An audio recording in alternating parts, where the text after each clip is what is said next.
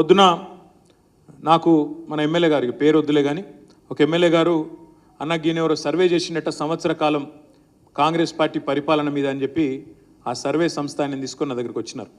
దాదాపు 1:40 వారితో గడిపిన నేను.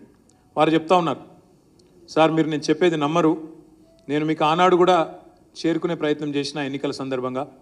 ఆ రోజు కొద్దిగా మీ పార్టీ పరిస్థితి బాగలేదు అని చెప్పడానికి నేను ప్రయత్నం చేసిన, కానీ అప్పట్లో నాకు కుదరలేదు మీతో కలవడం.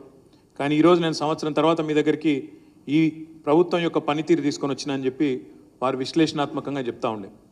మనల్ని విడిచిపోయి ఏ 10 మంది ఎమ్మెల్యేలు అయితే పోయినారో కాంగ్రెస్ పార్టీలో చేరినారో వారి నియోజకవర్గాల్లో కూడా ఇప్పుడు ఉప ఎన్నికలు వస్తే ఎట్లా ఉంటుంది అక్కడ కూడా సర్వే చేసినాడు.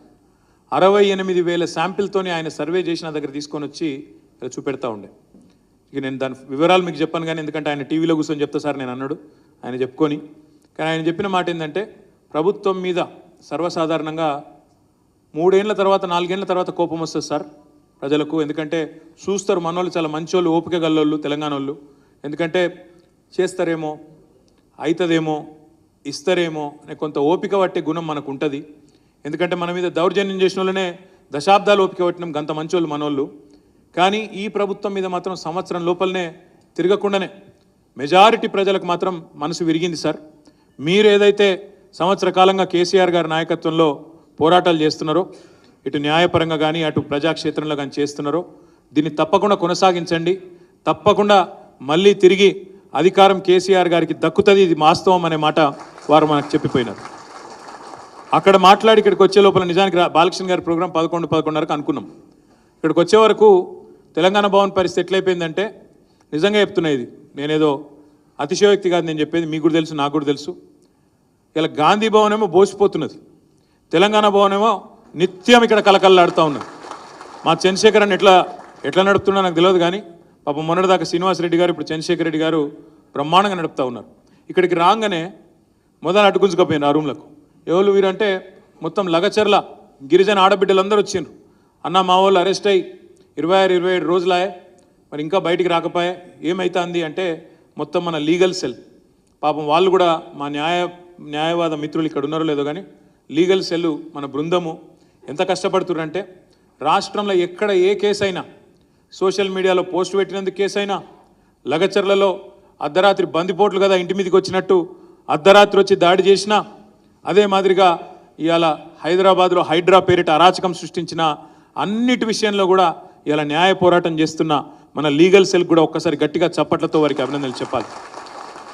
సో రాగానే వాళ్ళు గుంజుకపోయారు, లగచర్ల వాళ్ళు గుంజుకపోయి ఆ రూమ్లో కూర్చొని వాళ్ళకు ధైర్యం చెప్పి ఏం కాదమ్మా, పట్నం నరేందర్ రెడ్డి అరెస్ట్ అయిండు, ఆయన భార్య కూడా అవస్థ పడతా ఉంది, ఆయన కుటుంబం కూడా అవస్థ పడతా ఉంది, ఆయన కోసం ఎంత కొట్లాడుతున్నామో మా నాయకుడు మీకోసం కూడా అట్లే కొట్లాడుతున్నాం, మీరు భయపడకండి బయటికి తీసుకొస్తాం తొందరలా అని చెప్పినాం.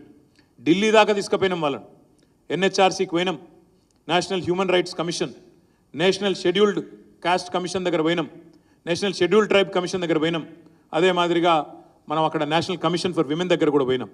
నేను RS ప్రవీణ్ కుమార్ గారు వాళ్ళకి ధైర్యం చెప్పినాం, SP గారికి మాట్లాడినాం, చెప్పినాం SP గారు దయచేసి ఆల్రెడీ జైల్లో పెట్టిన వాళ్ళని పెట్టినరు, మళ్ళీ మీ పోలీసు వాళ్ళు అక్కడక్కడ కొంత అతి చేస్తుండట, చేయకండి ఇది మంచిది కాదు, ప్రజాస్వామ్యంలో దేనికైనా కూడా ఒక హద్దు ఉంటుంది, దయచేసి చేయకండి అని చెప్పి వారికి కూడా విజ్ఞప్తి చేసినాం. వాళ్ళకి ధైర్యం చెప్పి మీరు భోజనం చేయండి అమ్మా అని చెప్పి బయటికి వస్తుంటే మా రాజన్న సిరిసిల్ల జిల్లా మాజీ సర్పంచులు అందరూ వచ్చారు, తాజా మాజీ సర్పంచులు. వాళ్ళు పాపం జేఏసీకి ఏర్పడి వాళ్ళు కొట్లాడుతారు, కలెక్టరేట్ ముంగట కొట్లాడినరు, సెక్రటేరియట్ ముంగట కొట్లాడినరు, మొత్తం ఎక్కడికక్కడ రాష్ట్ర వ్యాప్తంగా మరి వాళ్ళు కూడా ఒక ఫోరంగా ఏర్పడి వాళ్ళకు రావాల్సిన బిల్లుల గురించి, కొత్తగా పంచాయతీ ఎన్నికలు పెట్టే లోపల మా బిల్లులు మాకు ఇవ్వండి, మాకు సంబంధించిన పాత బకాయిలు తిప్పి కొడితే ఓ 700 కోట్లు ఉంటాయి, మాకు ఇప్పియండి అని చెప్పి వాళ్ళు వచ్చిండ్రు.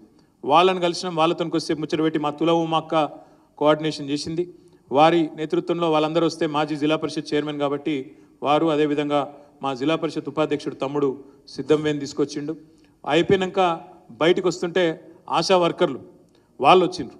వాళ్ళు వచ్చి అన్న ఎల్లుండి నుంచి అసెంబ్లీ స్టార్ట్ అవుతుందట కదా, మా గురించి మాట్లాడాలని చెప్పి ఆ సంఘం వాళ్ళందరూ వచ్చి రాంబాబు యాదవ్ గారు మా కార్మిక విభాగం అధ్యక్షుడు ఆయన కోఆర్డినేషన్ చేసిండు, వాళ్ళందరూ వచ్చిండ్రు.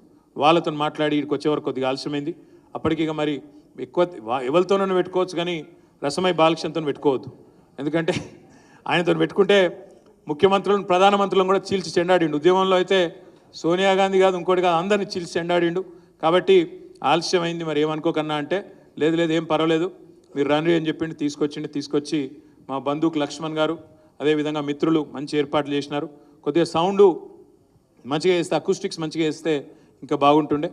నాకు బాగా నచ్చింది ఏంటంటే ఇప్పుడు ఇందాక చూపెట్టిన షార్ట్ ఫిల్మ్లో కానీ ఆ తర్వాత పాటలు కానీ చాలా స్పష్టంగా సూటిగా సుత్తి లేకుండా గుండెకు తట్టే విధంగా డైరెక్ట్గా సామాన్యుడు కూడా అర్థమయ్యే విధంగా చాలా స్పష్టంగా చెప్పింది. ఇలా ఏమి గోల్మాలు, ఏం డ్రామా, ఓవర్ యాక్షన్ ఏం లేకుండా సూటిగా సుత్తి లేకుండా చెప్పాల్సిన పాయింట్ గుండెకు తట్టే విధంగా చెప్పిండ్రు. చాలా సంతోషం ఏంటంటే నేను దీంతో నాపా ఇంకా చేస్తా, నెలకొకటన్నా షార్ట్ ఫిలిం తీస్తా, దయచేసి నా యూట్యూబ్ ఛానల్ ఆర్బీటీవీ కూడా చూసుకోమన్నాడు.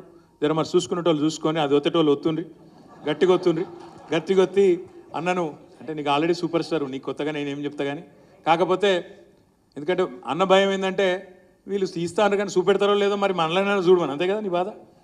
వాళ్ళు ఈ పెట్టిరు అనుకో, ఈ పెట్టిన తర్వాత ఏ యూట్యూబ్లో అది పెట్టినా కూడా కాంప్లైంట్ చేస్తారు, వాడు ఆపేస్తాడని వీళ్ళు పెట్టరని. లేకుంటే మనకు దానిలో కేవలము అందరికీ చూపించాలనే ప్రయత్నంలో ఆ ఛానల్ తప్ప దాన్ని ఒత్తితే ఇది వస్తుందా అనేది లేదు. దయచేసి మళ్ళీ మీరు గుర్తుపెట్టుకోండి. చివరిగా నేను చెప్పేది ఒకటే, ఇవాళ రాష్ట్రంలో ప్రస్తుతం నెలకొనున్న పరిస్థితుల్లో నిజానికి పాపం మీడియాకు కూడా మా తమ్ముళ్ళు మా అన్నలు వాళ్ళు కూడా వాళ్ళ కష్టం వాళ్ళు పడుతుండ్రు. ఉద్యమంలోనే ఆనాడు మాతో పాటు నిలిచిన వాళ్ళు, వాళ్ళకి నిజానికైతే ఏ ఆంక్షలు పెట్టే దమ్ము ఎవరికి ఉండదు. కానీ వాళ్ళ యాజమాన్యాలకు ఆంక్షలు ఉంటాయి, కొన్ని పరిమితులు ఉంటాయి కాబట్టి మేము అర్థం చేసుకోగలుగుతాం. నేను మిమ్మల్ని అనేది ఏం లేదు కానీ మీ యాజమాన్యాలకు ఉండే ఇబ్బందులు, వాళ్ళకుండే చికాకులు, వాళ్ళకుండే తలనొప్పులు వాళ్ళకుంటాయి. కాబట్టి మీరు చూపెట్టకపోయినా ప్రజలకు వాస్తవాలు తెలుసు. తప్పకుండా ప్రజలు ఇవాళ ఎక్కడికక్కడ రగిలిపోతూ ఉన్నారు. మనం ఇటు శాసనసభ ఎల్లుండి నుంచి స్టార్ట్ కాబోతా ఉంది. రేపు పెద్దలు కేసీఆర్ గారి నేతృత్వంలో కేసీఆర్ గారి నివాసంలో రేపు మా శాసనసభ పక్షం యొక్క సంయుక్త సమావేశం కూడా ఉన్నది. రేపు మధ్యాహ్నం పెద్దలు మధుసూదనాచారి గారు ఇప్పటికే శాసన మండలి సభ్యులందరికీ సమాచారం ఇచ్చినారు. ఇటు శాసనసభ్యులకు కూడా పార్టీ కార్యాలయం నుంచి సమాచారం ఇచ్చినాం. రేపు ఆ సమావేశంలో శాసనసభ సమావేశాల్లో, శాసన మండలి సమావేశాల్లో ప్రజా సమస్యలను ఏ రకంగా లేవనెత్తాలో తప్పకుండా లేవనెత్తుతాం. ప్రజల తరపున ప్రభుత్వం మీద తప్పకుండా పోరాటం చేస్తాం.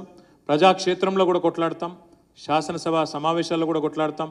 అదేవిధంగా న్యాయ పోరాటాలు కూడా చేస్తూ ముందుకు పోతాం. అధికారం మాత్రమే పోయింది తప్ప పోరాటం యావబోలేదు, పోరాటం చేవబోలేదు.